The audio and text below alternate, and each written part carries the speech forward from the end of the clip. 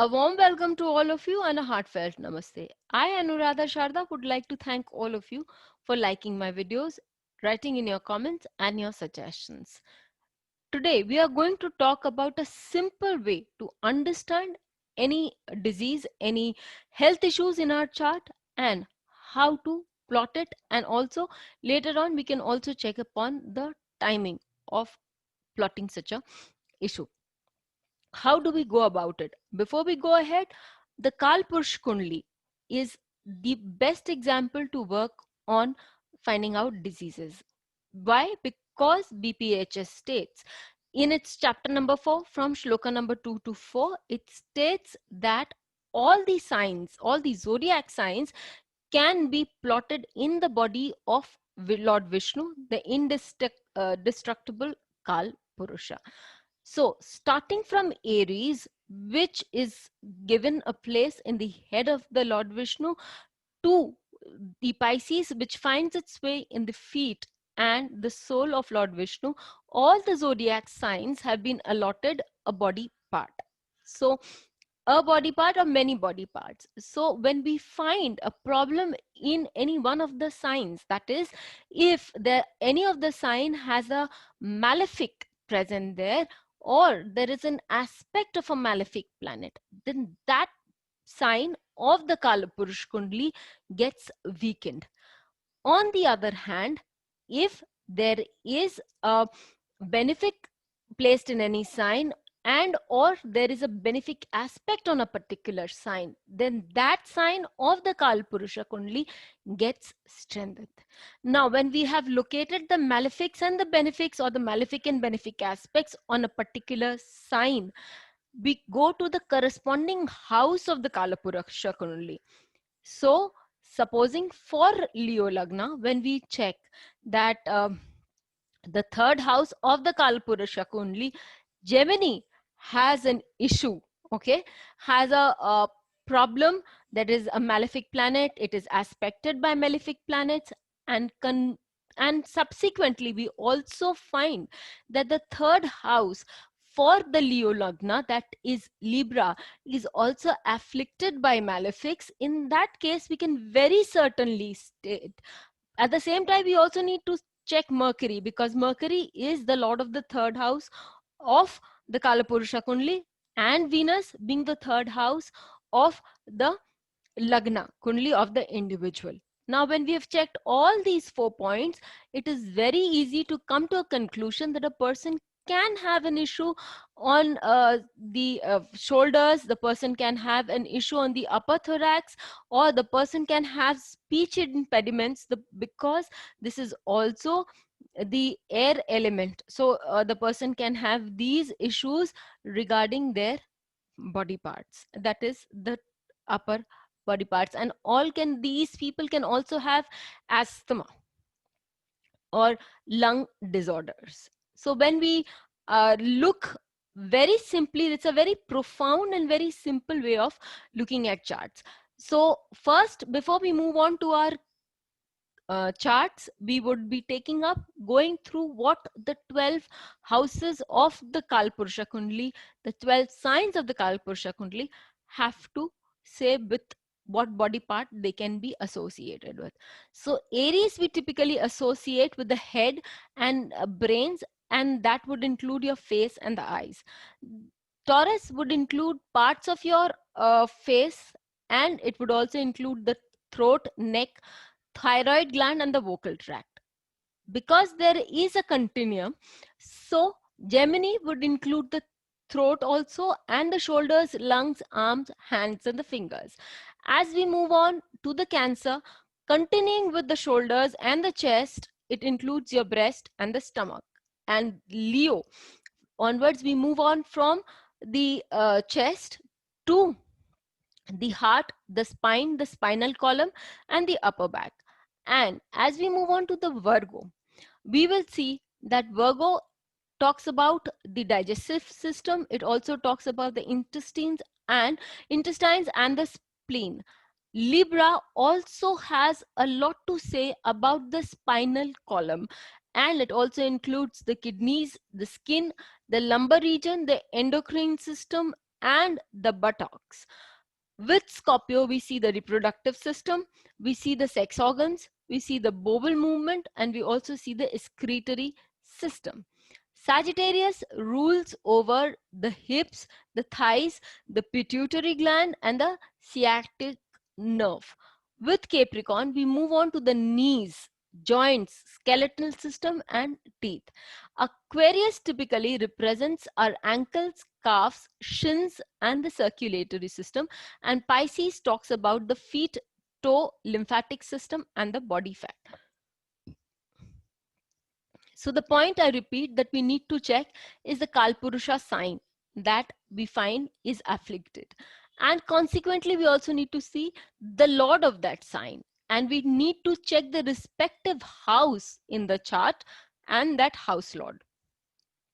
So the first example that we take here is a common man's example. I have taken this chart and I have seen that here when we're talking about the eighth house, if we see the eighth house of this chart, we find Ketu there, a strong malefic, and it is on the Rahu Ketu axis.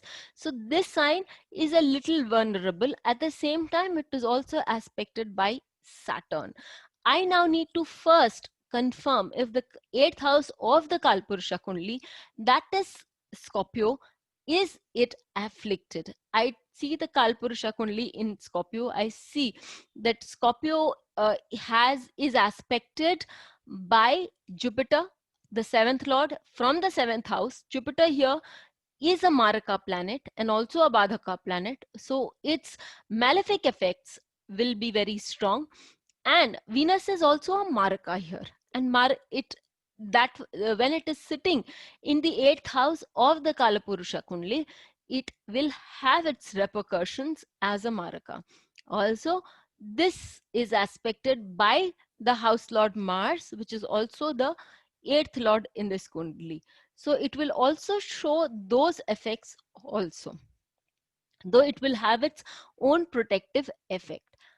And now when we go back to, we have seen Scorpio, and the lord of the Scorpio is aspected by Venus, which is definitely the ninth lord of the Vedya. But when we are seeing astrologically and through medical astrology, we also need to see that Venus is the second lord, that it is also Markesh. So here, the Markesh is aspecting the lord of Scorpio also.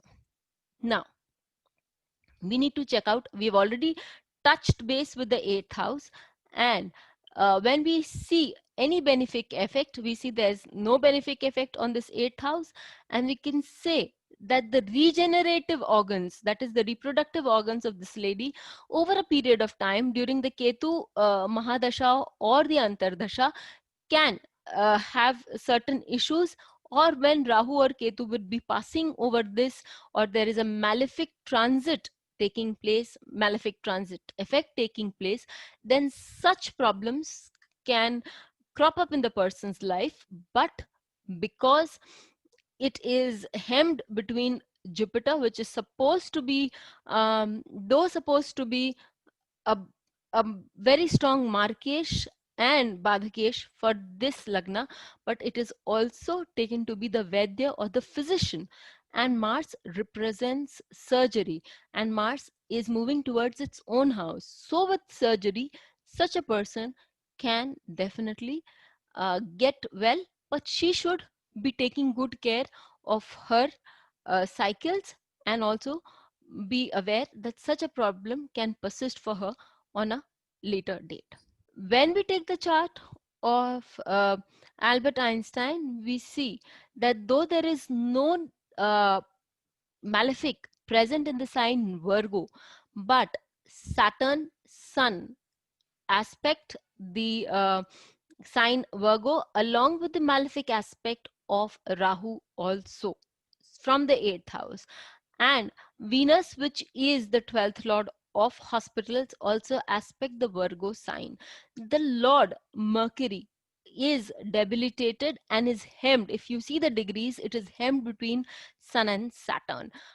So we see that the 6th house of the natural zodiac, that is Virgo, which represents the digestive system, the stomach, the intestine, there is a problem. Now, when we go to the sixth house of this chart, we see that moon is sitting there, and it is doesn't have any benefic or malefic aspect.